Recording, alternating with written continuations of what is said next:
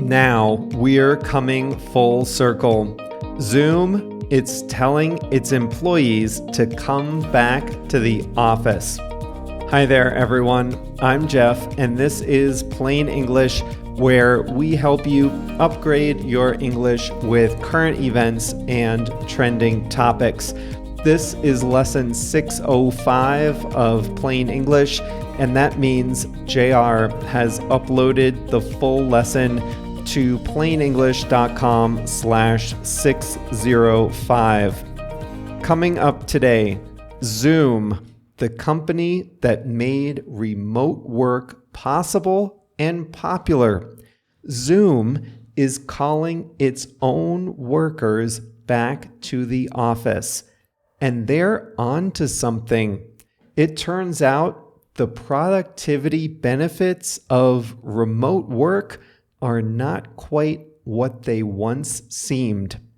In the second half of the audio lesson, I'll show you what it means to come full circle, and JR has a song of the week. Let's get going.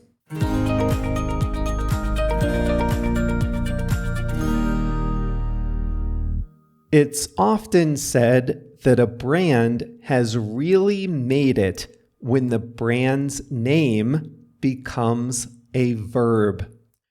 Uber, Google, Photoshop, Xerox, they're all actions as well as company names.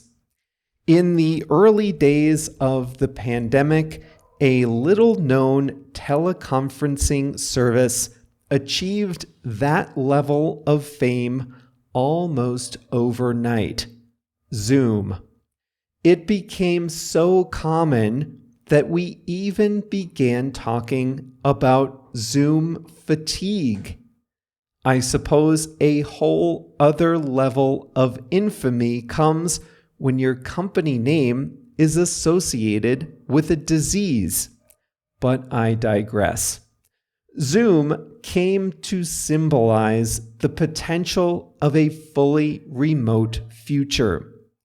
Would we ever go to offices anymore? Could we live from anywhere? Would we never have to commute again? Could we ditch our business attire? We'll just do all our work on Zoom. Well, now, 3 years after COVID upended the world of office work, Zoom itself is calling its workers back to the office. The champion of remote work says it wants its own workers in the office 2 or 3 days a week. They're calling it a structured hybrid approach, and that word structured is key. It's the opposite of flexible, and it means the in-office part is not optional. Is Zoom waving the white flag? The company's stock is down over 80% from its pandemic high, and many of its clients, the world's big companies, are souring on the idea of fully remote work. But wait, didn't a slew of studies from during the pandemic prove that working from home was more productive than working in the office? Not so fast. The evidence that working from home boosts productivity was never that strong. One commonly cited study comes from a Chinese company in 2013. It found that call center workers were 13% more productive when they had shifted to remote work. But a lot of that productivity increase came from workers putting in longer hours at home than in the office. Sound familiar? And the company eventually canceled the remote work program. What about more modern studies? During the pandemic and its aftermath, many remote work champions pointed to a study that found an 8% increase in productivity among customer service staff for an online retailer. Sounds good, right? The online retailer had recently shifted from all in-office work to all remote work, and the study found an 8% increase in productivity.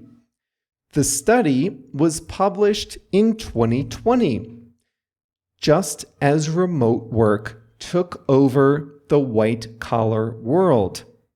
It nicely confirmed what people wanted to believe at the time. But in May 2023, the authors of the study published a revised version, this time using more complete data. Instead of an 8% increase in productivity, they found a 4% decrease in productivity. They are not the only ones. A study of data entry workers in India found workers were 18% less productive at home. A study of an Asian IT firm found a similar difference. It gets worse. These studies all measure quantitative productivity. How many calls does a customer service agent take? How many tickets does an IT professional close? But there is more to work than quantitative measures of productivity. Microsoft Teams is a software package that combines instant messaging with meetings and file sharing. By analyzing a worker's activity on Teams, researchers can tell if that person's professional network is growing or stagnating. A study found that workers' professional networks were more static when they were working remotely. Another study found that weak ties dropped by 38%. Weak ties are casual work acquaintances that might not be crucial to your everyday job, but are important to building a career. Making connections matters in modern knowledge work, but that's exactly what suffers in a fully remote environment. Other studies have found what many executives knew by instinct, that new joiners and younger workers weren't learning as much in a fully remote world. One study found that remote work decreases the amount of feedback junior employees get, a key part of their own career development and of management in general. And industries that require teamwork and creative solutions also suffer. I don't care how many times Zoom updates its virtual whiteboard, it is no substitute for a team working in person at an actual whiteboard. Zoom is one of dozens of companies to implement stricter attendance policies. Google will use badge data to evaluate employees that don't show up 3 days a week. Amazon, Apple, Meta, Lyft, and others are doing the same.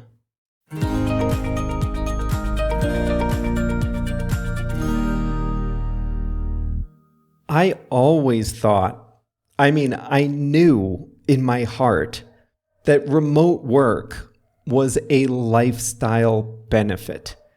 People who say, oh, I'm so much more productive at home, they're talking about feeling more energized, getting personal errands done, and balancing it with work.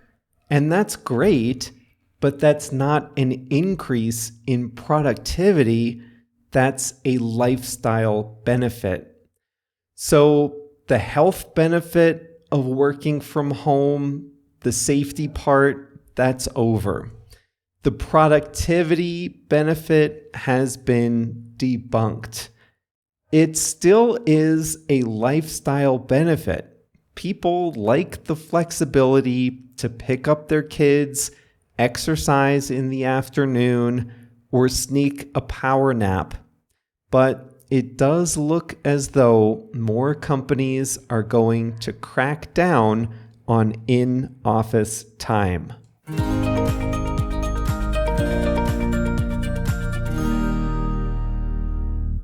This is incredible. JR's Song of the Week is Footloose by Kenny Loggins.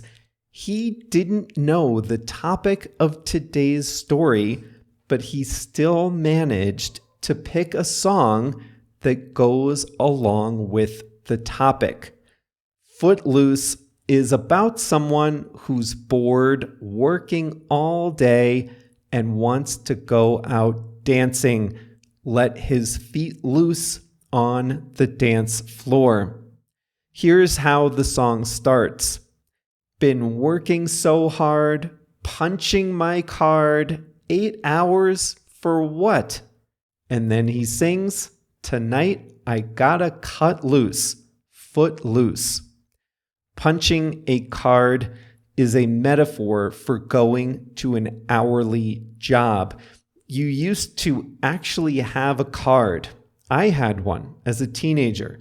And you'd put your card into a machine and punch in and punch out. The punch was the machine stamping the time on your card so you could get paid for not a minute more and not a minute less than you worked. Anyway, JR's Song of the Week is a classic from 1984, Footloose by Kenny Loggins. Next up, today's expression, come full circle.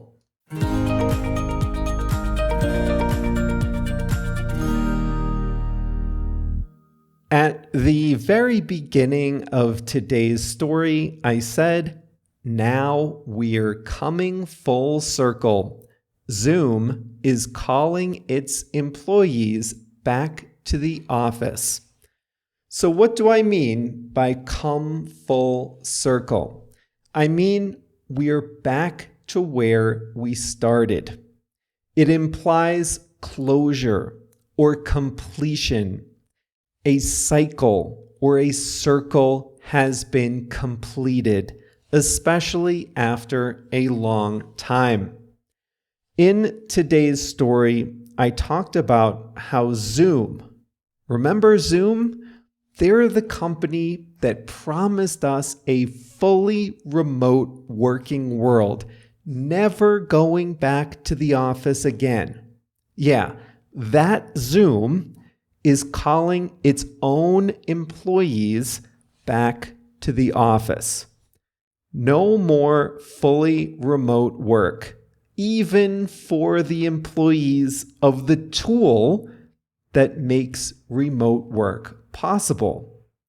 So if Zoom is now going back to the office, then it seems like we're back to where we started.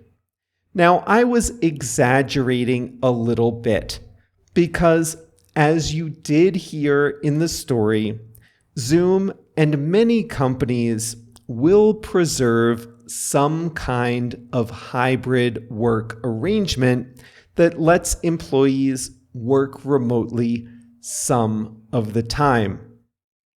So it's common to use this phrase when you're talking about a person who has had a lot of life experiences but returns to a place from an earlier part of his or her life.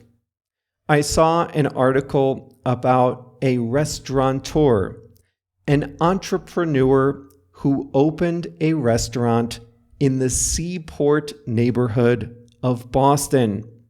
She said it was like coming full circle because her first job in hospitality was in that neighborhood. Since that job, she had left the neighborhood, left the city, had a career, but now she's back in the same neighborhood where she started. She feels like she has come full circle. The actor Josh Hartnett starred in Pearl Harbor, a movie about World War II. That was 22 years ago in 2001. Now, some people are saying he has come full circle. That's because he recently starred in Oppenheimer, another movie about World War II. He had a role in a war movie a long time ago. He had a career in other types of movies. Now he's back in another war movie. A musician that returns to his roots, returns to playing the music he started his career with. That's another time you can use come full circle. Bob Dylan is a good example of that. He was known for playing his acoustic guitar and harmonica. Then he decided to try becoming more of a rock musician, and he transitioned to playing an electric guitar. But to his fans' delight, he came full circle in the 1990s and returned to his roots, playing acoustic guitar on a new album. He came full circle because he returned to the style that he had started with. And that's just about it. That is it for Plain English lesson number 605. Some of you might be listening on your commutes back into an office after working at home for a while. I was wondering in the pandemic if people would still listen to Plain English, because I knew the most popular time to listen was in the car, on the bus, or on the train on the way to work. But you guys stuck in there, and congratulations for all the great work you do in English. Now, if you are of a mind to help out, you can do one small thing for me. I just checked on Spotify. This program has a 4.9 rating out of 5, not out of 10, out of 5. 4.9 out of 5. That's pretty good. And 529 people have rated it. This is good. But listen, I know how many people listen on Spotify. It's more than 529. Like, multiply that by 50 and we're getting close. So that means a lot of you Spotify listeners have not yet given us a rating. It's really easy to do on your phone. just go to the home page of the show of Plain English, find the rating. It's like in the middle of the screen on the left, and just leave a truthful rating. It can be a 2. It can be whatever you honestly think, but just add your opinion so that others can find us on Spotify. And if you listen on another platform, that's okay too. If it allows ratings or reviews, you can leave us one and we'll be grateful. See you back here for another Plain English on Monday.